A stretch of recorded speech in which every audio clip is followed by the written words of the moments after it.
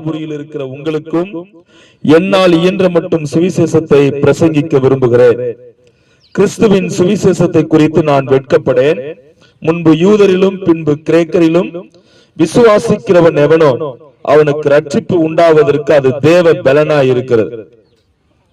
நான் வாசித்த இந்த வசனமானது எங்கள் கைகளில் இருக்கின்றதான உண்மையுள்ள ஜீவனுள்ள தேவன் கொடுத்த தேவனுடைய வார்த்தையிலிருந்து தான் உங்களுக்கு நாங்கள் இப்போது வாசித்து காண்பித்தோம்.